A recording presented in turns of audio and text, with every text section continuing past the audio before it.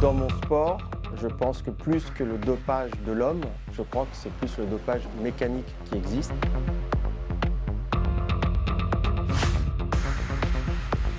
Mon expérience, elle est assez courte en fait, parce qu'à mon époque, il y avait très peu de contrôle, si ce n'est quasiment aucun. Parce que sur 25 ans de carrière, j'ai été contrôlé 3 fois. Donc ça te donne un ordre d'idée.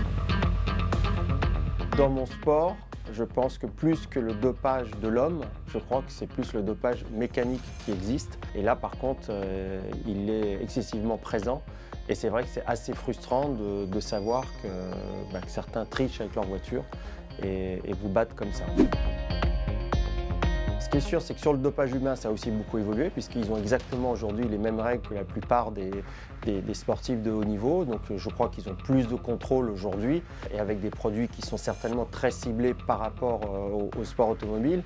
Après, la triche, elle existe. Vous savez, je vais prendre l'exemple de la Formule 1 ou de toutes les disciplines. C'est en fait ce qui n'est pas écrit n'est pas interdit. Le but, c'est toujours de bien lire un règlement technique et de trouver justement la faille dans ce règlement pour pouvoir l'interpréter. Si on devait comparer ce dopage-là, à la limite, ce serait un dopage où certains médicaments, pour certains sportifs, puisqu'on le lit, sont autorisés à condition que vous êtes malade ou sous prescription. En course automobile, c'est un petit peu la même chose. Ils cherchent la faille pour pouvoir exploiter le règlement et justement faire en sorte qu'une voiture soit légale par rapport à ce qui est toléré.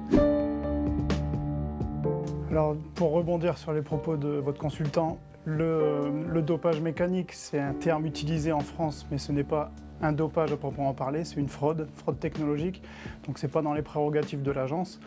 Et contrairement à l'époque où M. Belmondo pratiquait les sports mécaniques, aujourd'hui on a une surveillance accrue des multidisciplines qui englobent les sports mécaniques, à savoir le rallye, le karting, la Formule 1, etc., en toute collaboration avec les fédérations internationales. Il y a une spécificité sur certaines disciplines, notamment les disciplines de précision, sur l'utilisation par exemple des bêta-bloquants. Les bêta-bloquants, pour faire simple, c'est une substance qui va aider le rythme cardiaque à baisser, et pour les sports de précision, ça va aider à appréhender de meilleure manière la précision d'un tir par exemple en biathlon, et de la même manière pour la conduite en sport mécanique, en rallye ou en karting, etc., etc.